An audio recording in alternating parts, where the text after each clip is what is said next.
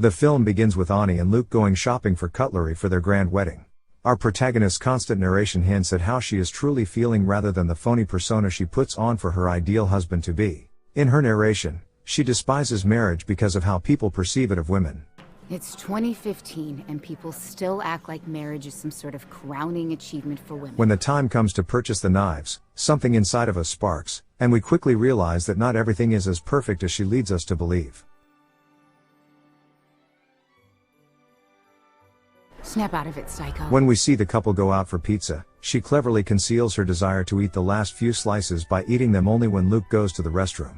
Then she spills the drink and lies about it being the waiter's fault, forcing her to take back the wet pizzas. At this point, if you're new to Scenes Recap, please hit the subscribe and the bell to never miss any of our daily uploads. It might seem so simple for you, but the fact that you have done it already means a lot to us. Back to the movie. We soon learn that Ani works at a well-established women's magazine, where she writes things she isn't particularly proud of. She is visibly worried and on the edge, or has made herself this way out of a desire to appear cooler than she is. Lolo, her magazine's editor, is very supportive of her, and there's a chance she'll get a really cool job working for the New York Times. Meanwhile, Ani finally agrees to meet with Aaron. He is an independent filmmaker who has been working on a documentary about the truth behind the 1999 school shooting in which she was involved.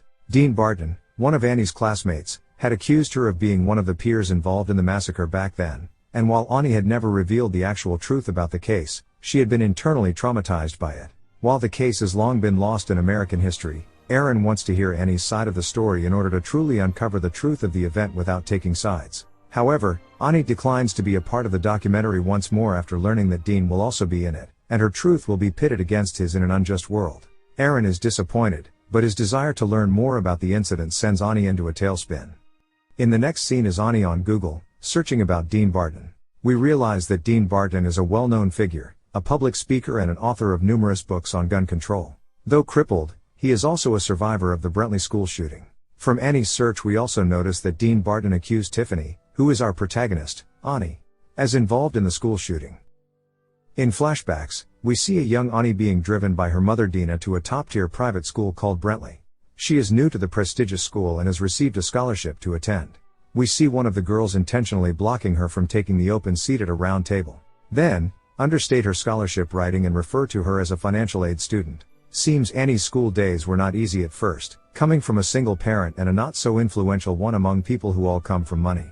She did find her tribe there after initial inhibitions. Was it, however, the calm before the storm? Ani was able to locate her tribe in 1999. Because of her trustworthy persona, she was well liked by both the rich kids and the geeks. Everything went wrong, however, when the school organized the fall dance. When the event was nearly over, Hillary and Ani decided to continue the celebration at Dean's house. They all go down to Dean's house for drinks and games, but when Hillary asks Ani to accompany her to the school event, Ani decides to stay and have fun with the guys at Dean's house. On quick turn of the scene, Ani sees a woman named Hannah Ross comment on her post, calling her a slut and his husband-to-be, Luke, should not think of wedding her. On clicking her profile, Ani notices that Liam is a nephew to the woman, Hannah Ross. She then deletes her comment. Then receives what we assume is good news from Lolo. We're going to the New York Times. Oh, fuck yes! That she will be working for the New York Times henceforth. However, by chance, she runs into her high school teacher, Mr. Larson.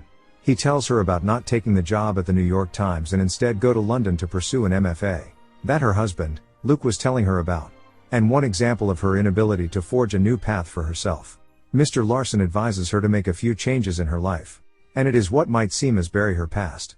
On her next flashback, we quickly cut to a more traumatic turn of events when we see Ani on the bathroom floor, almost passed out, and one of the guys named Peyton making out with her. Annie's drink must have been spiked.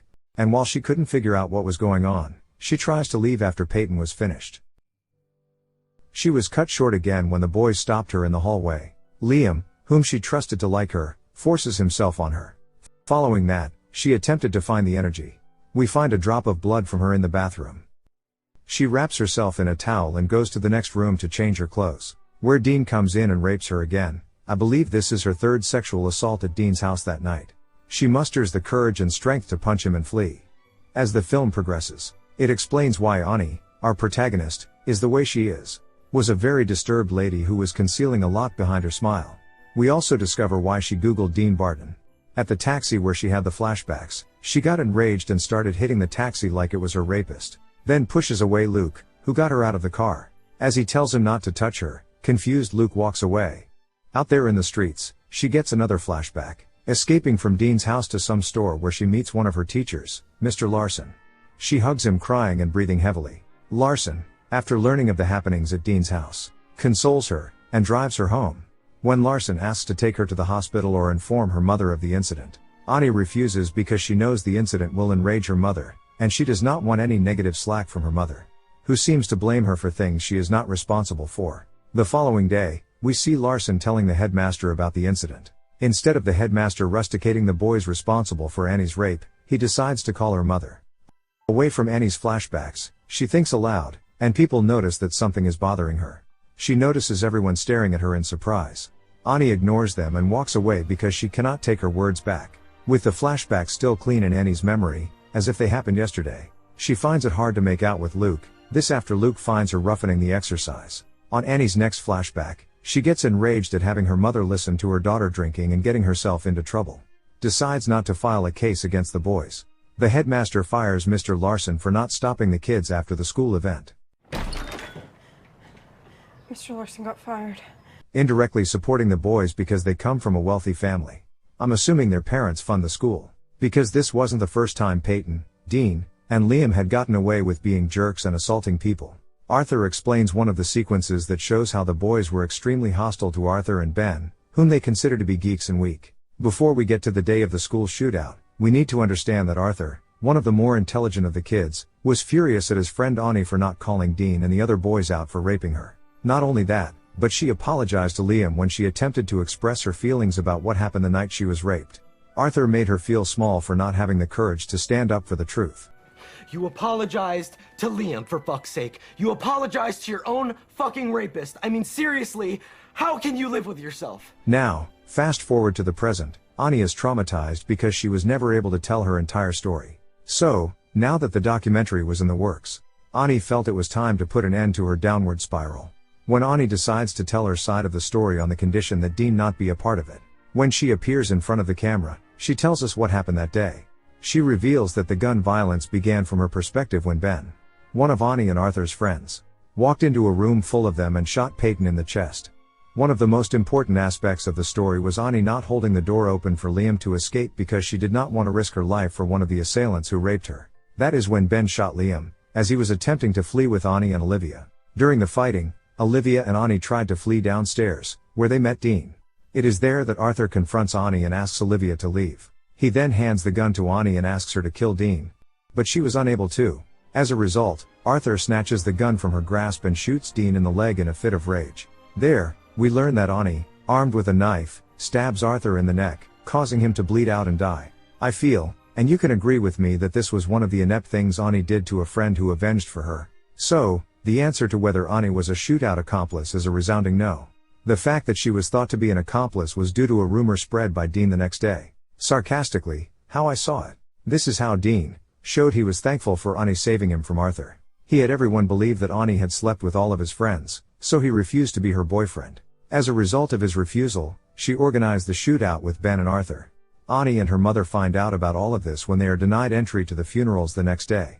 Ani, who has been hiding her trauma behind concealers, does it again while narrating her side of the story about the school shootout.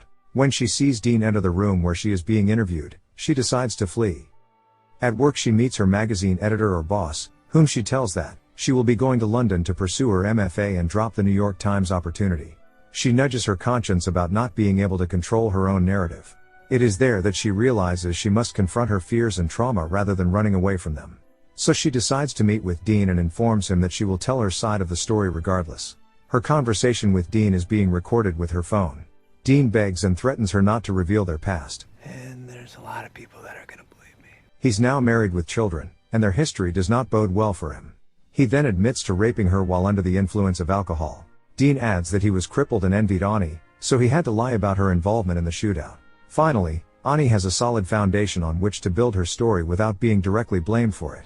The final scene of Luckiest Girl Alive takes place at Ani and Luke's wedding rehearsal dinner. Everyone around them is happy and overjoyed for the couple. But it is there that Ani learns that her unpolished and uncensored account of her assault has been published in the New York Times. While she is overjoyed to hear the news, Luke, who she informs as she takes him outside, is not. As a man, he can't understand why she had to describe the entire assault in such graphic detail.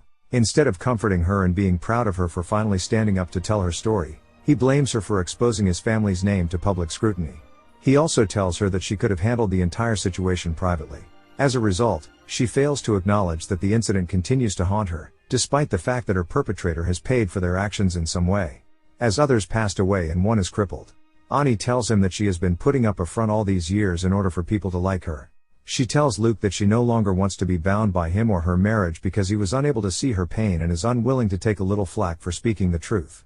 The final scene of Luckiest Girl Alive shows Ani working at the New York Times. She was living a second life and a dream that she had always kept alive in the depths of her heart. Speaking her truth and receiving praise from women from all walks of life has helped her let go of the weight of her past.